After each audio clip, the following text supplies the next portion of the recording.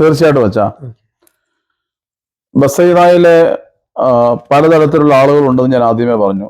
പ്രത്യേകിച്ച് psychiatric problem ഉള്ളവർ, severe ആയിട്ടുള്ളവരുണ്ട്, mild ആയിട്ടുള്ളവരുണ്ട്, പിന്നെ ഓട്ടിസം, ഡൗൺ സിൻഡ്രോം കാറ്റഗറിയിൽപ്പെട്ടവരുണ്ട്. ഇവരെ എല്ലാവരെയും എപ്പോഴും നമുക്കൊരു പ്രാർത്ഥന അവസരത്തിലേക്ക് കൂട്ടിക്കൊണ്ടുവരാൻ പറ്റത്തില്ല.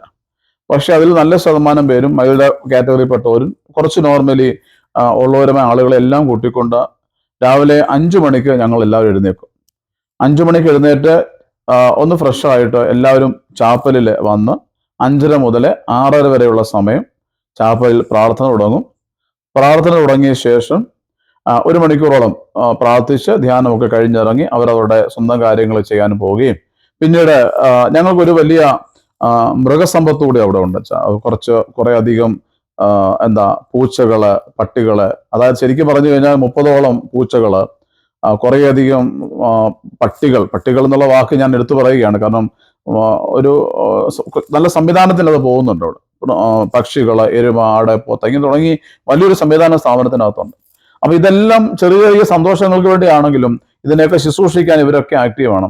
അവരൊക്കെ ഓരോരുത്തർക്ക് ഏൽപ്പിച്ചിരിക്കുന്ന വഴിയിലേക്ക് തിരിച്ചുകൂടും. അങ്ങനെ പോകുന്നു. 8:30 ബ്രേക്ക്ഫാസ്റ്റ് ആണ് ക്രമീകരിച്ചിരിക്കുന്നത്. പിന്നെ ആ സമയത്തേക്ക് പത്രം എത്തുന്നു. പത്രം വായിക്കാനുള്ളവർക്ക് പത്രം വായിക്കാൻ അവസരമുണ്ട്. അതുപോലെ ബ്രേക്ക്ഫാസ്റ്റിന് മുമ്പും പിൻപും പിന്നെ അവരുടേതായ ഉത്തരവാദിത്തങ്ങൾ, ജോലികൾ ഏൽപ്പിച്ചിട്ടുള്ളത് ചെയ്യാറുണ്ട്. വലിയ പ്രശ്നക്കാരൊന്നുമായിട്ട് ഇപ്പം നിലവിൽ അവിടെ ആരുമില്ല. അതുപോലെ തന്നെ ലഞ്ചിന് ടൈം വരെ 1 മണി വരെയുള്ള സമയം തീർച്ചയായിട്ടും എന്തെങ്കിലുമൊക്കെ ജോലികൾ അവിടെ ഉണ്ടാകും. പിന്നെ ആ സമയത്ത് ചെസ് കളിക്കുന്നവർ, ക്യാരംസ് കളിക്കുന്നവർ, അല്ലെങ്കിൽ പറമ്പിലൊക്കെ ഇറങ്ങി നടക്കുന്നവരും പണിക്കാരോടൊക്കെ ഒക്കെ പോകുന്നവരും, പിന്നെ അങ്ങനെയുള്ള എല്ലാ കാറ്റഗറിയിലും അവർ ഇൻവോൾവ് ആണ്. 1 മണിക്ക് 12 മണിക്ക് പ്രാർത്ഥനയ്ക്ക് കയറും. 1 മണി വരെ പ്രാർത്ഥന വീണ്ടും ഉണ്ട്. രാവിലെ 5:30 ശേഷം 12 മുതൽ 1 മണി വരെ പ്രാർത്ഥന. ദെൻ അതിനുശേഷം 1 മണിക്ക് ലഞ്ച്. പിന്നെ അവർ കുറച്ച് ഉറങ്ങാനുള്ള സമയമുണ്ട്. പരമാവധി അവരെ മടിയന്മാരായിട്ട്, അലസന്മാരായിട്ട് ഇരുത്താൻ ശ്രമിക്കാറില്ല. കാരണം അവർ എത്ര എൻഗേജഡ് ആണോ അത്രയും അവരുടെ ലൈഫിൽ ഹാപ്പി ആയിരിക്കും, സന്തോഷമായിരിക്കും, ആക്റ്റീവ് ആയിരിക്കും. നമ്മൾ അവരെ വെറുതെ ഒരു തലത്തിൽ ഇരുത്തിയാൽ അവർ വലിയ അപകടകാരികളായിട്ട് മാറും, വയലന്റ് ആകും. എന്നാൽ അവർക്ക് നല്ല സന്തോഷം തരുന്ന അന്തരീക്ഷങ്ങളെ സൃഷ്ടിച്ച്, പ്രത്യേകിച്ച് സ്പിരിച്വാലിറ്റി ഞാൻ എടുത്തു പറയുകയാണ്, അതിൻ്റെ അകത്ത് കുറച്ച് പ്രാധാന്യം സ്ഥാപനം കൊടുക്കുന്നുണ്ട്. 3:30 വൈകിട്ടൊരു പ്രാർത്ഥനയുണ്ട്. അത് ചെറിയ പ്രാർത്ഥന, കുറച്ച് പേര് വന്ന് പ്രാർത്ഥന. ഞങ്ങൾ സന്യാസികളായതുകൊണ്ട് ഞങ്ങൾ 3:30 പ്രാർത്ഥിക്കാറുണ്ട്. ആ കൂട്ടത്തിൽ കുറച്ച് പേര് വന്ന് പ്രാർത്ഥിക്കും. പിന്നെ എല്ലാവരും കുളിച്ച് അവരുടേതായ ജോലികളൊക്കെ പൂർത്തീകരിച്ച് 6 മണിക്ക് വീണ്ടും ചാപ്പലിൽ വന്ന സന്ധ്യാപ്രാർത്ഥനയും അതൊരു 8 മണി വരെയും കാണും. ഇത് ഒരു ദിവസത്തെ റൊട്ടൈനാണ്. 8:30 വൈകിട്ടത്തെ ഡിന്നർ. പിന്നെ ഒരു 9:30 വരെ TV ഒക്കെ കണ്ടിരുന്ന് അവർ 9:30 ആകുമ്പോഴേ കിടക്കാൻ പോകും. ഇങ്ങനെയാണ് ഒരു ദിവസത്തെ ഒരു നോർമൽ ഷെഡ്യൂൾ ഞാൻ പറഞ്ഞത്. ഇതിനപ്പുറം പലതരത്തിലുള്ള ശുശ്രൂഷകളൊക്കെ അവിടെ നടക്കുന്നുണ്ട്.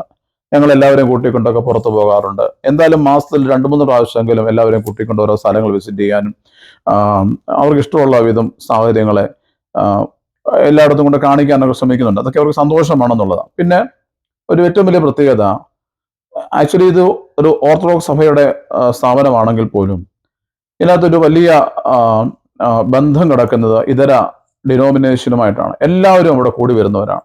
എല്ലാ കമ്മ്യൂണിറ്റിയിലുള്ളവരും അവിടെ വരും, എല്ലാ വൈദികരും അവിടെ വരും, എല്ലാ സഭാവിശ്വാസികളും അവിടെ വരും. അവിടെ ഒന്നിച്ചെന്ന് ഇവരുമായിട്ട് കണക്റ്റഡായിട്ട് പാട്ടും പാടി പ്രാർത്ഥിച്ചു പോകുന്ന ഒരു വലിയ ബന്ധം വർഷങ്ങളായിട്ട് ആ മണ്ണിലുണ്ട്. അതൊരു ശരിക്കും തുമ്പമണ്ണിനടുത്ത് പുന്നക്കുന്നൊരു മലയാണ്. ആ മലയുടെ മുകളിലാണ് ഈ സ്ഥാപനം. മനോഹരമായ ഒരു അന്തരീക്ഷമാണ് അവിടെ ഉള്ളത്.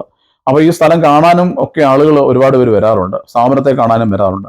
അങ്ങനെ എന്തുകൊണ്ടും എന്റർടൈൻ ആയിട്ട് തന്നെ, അല്ലെങ്കിൽ വളരെ ഹാപ്പി ആയിട്ട് ആ സ്ഥാപനത്തിന്റെ ഓരോ ദിവസവും മുൻപോട്ട് പോകുന്നുണ്ട്.